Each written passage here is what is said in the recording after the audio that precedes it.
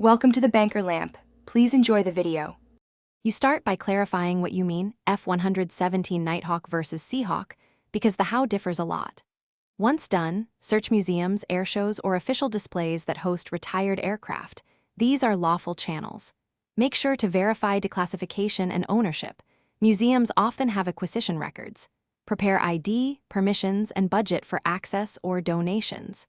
If you're exploring acquisition options, focus on legal brokers and surplus lists. Otherwise, book simulator or restoration visit experiences. Next, contact institutions that handle aircraft transfers. Curators and restoration groups explain why certain jets are preserved rather than sold. Ask about conditions for public visits, research access, or long-term loans. Make sure to request transport and conservation plans. Once they respond, obtain required permits, insurance, and certified handlers for any physical interaction.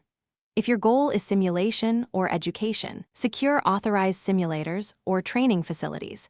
These provide authentic experience without ownership complexities. Finally, execute the agreed plan.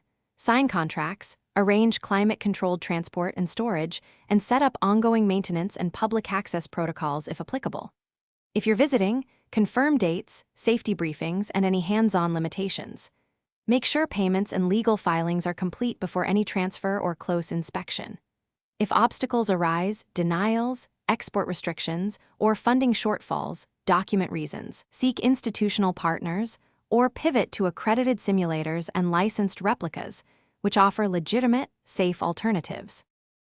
Thanks for watching. If this was helpful, leave a like and consider subscribing. See you next time.